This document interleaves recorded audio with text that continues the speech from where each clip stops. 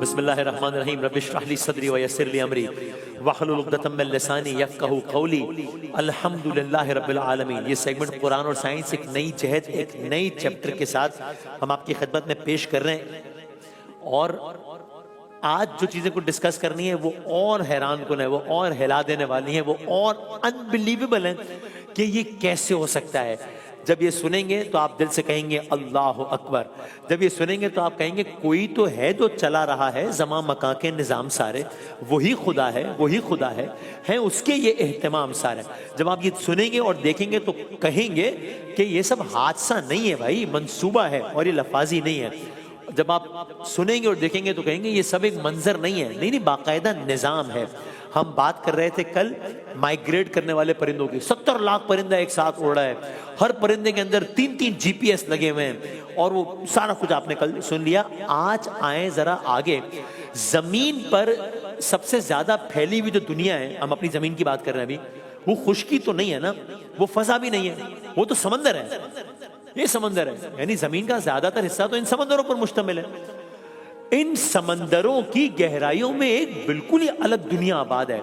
और जब हम माइग्रेशन की बात कर रहे हैं तो समंदर में जो माइग्रेशन हो रही है वो तो अनबिलीवेबल है। इस समंदर के नीचे, दरिया के नीचे ऐसी मखलूकात आबाद है। अब हम देर समंदर आ गए, अब हम इससे पहले समंदर अब ऊपर से देख रहे थे, अब आप नीचे आ जाएं, अलग दुनिया में आ गए। अब हम यहां तो ऐसी मखलूकात आबाद हैं जिनके सफर की हिजरत इंसान को हैरान कर देने के लिए काफी है। मैं कहूंगा मतलब परेशान कर देने के लिए काफी है कि ये सब कैसे हो सकता है और ये क्या हो रहा है, किस अंदाज से हो रहा है। तो हम ये ना समझे कि सिर्फ परिंदे ही हैं जो हिजरत करते हैं, नहीं। आप ये देख लें, जिस साहिल समंदर पर आप खड़े रहकर परिंदों की हिजरत का नजारा देखते हैं, उसी साहिल के नीचे वाले समंदर में भी हिजरत का एक ना खत्म होने वाला सिलसिला जारी है। तो अब हम आसमान की बुलंदियों से निकलकर समंदर के ऊपर पर तक आए और अब हम समंदर के नीचे, यानी अब जमीन के गहराइयों में आ गए, हम पानियों के अंदर आ गए। ये सुने अब और हैरान हो। मछलियों की बात कर रहे हैं हम, ठीक, मछलियों की बहुत सारी इकसाम है, बहुत सारी इकसाम है। उनमें से हम एक की बात करते हैं, सैमन, सालमन कहते हैं, सैमन। अब ये जो एक मछली की जो कि खाई भी बहुत जाती है, ये इसकी पैदाइश भी अजीब है। ये पैदा कैसे होती है?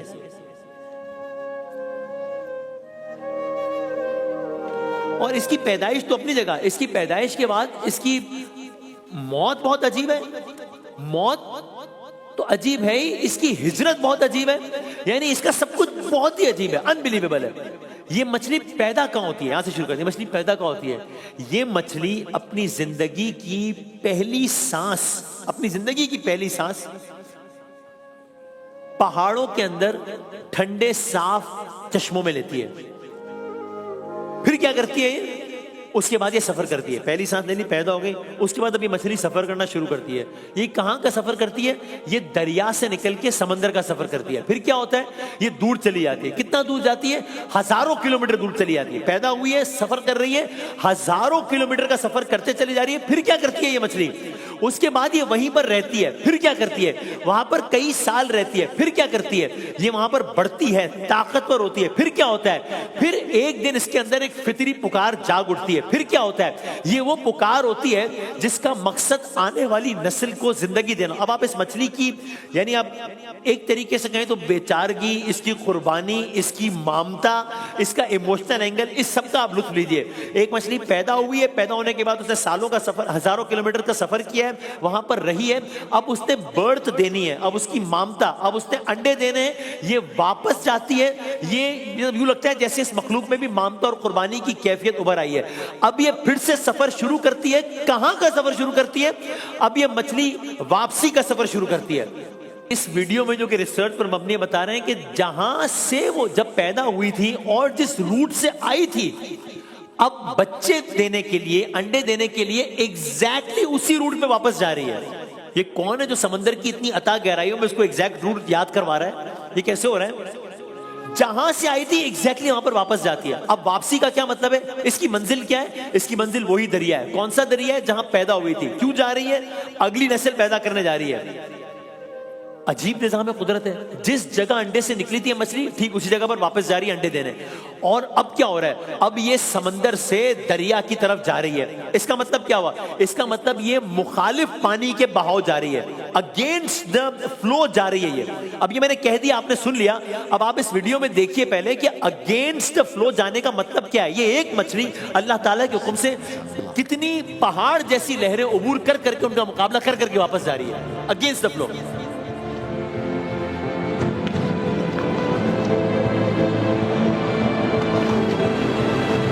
Launching themselves above the sill requires formidable acceleration.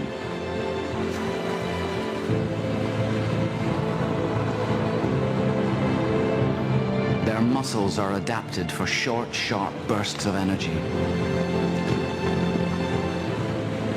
Leaps can cover more than 3 meters.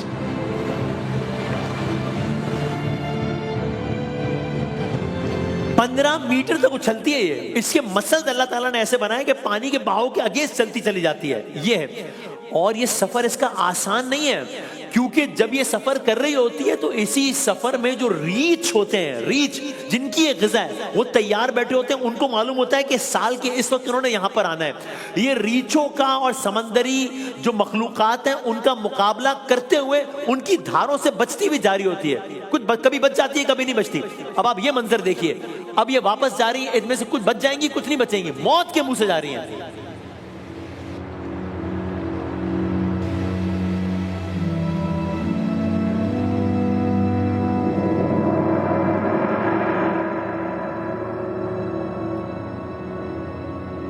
रीछों का मुकाबला करते हुए। अब ये वाली मछली ये ना बच पाई, ये उसका शिकार हो गई। कुछ बच जाएंगी, बहुत सारी बच जाएंगी।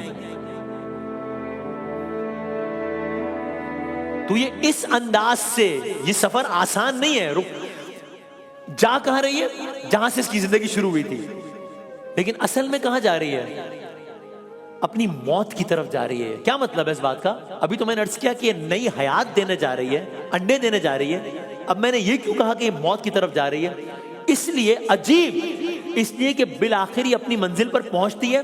कभी समंदरी लहरों का मुकाबला करते, कभी रीछों से बचते, अपनी मंजिल पर पहुंचती है, वहां पहुंचकर अंडे देती है और फिर वहां जाकर खामोशी से मर जाती है। ये इसका लाइफ साइकिल है, अल्लाह ताला ने ये लाइफ साइकिल बनाया इसका।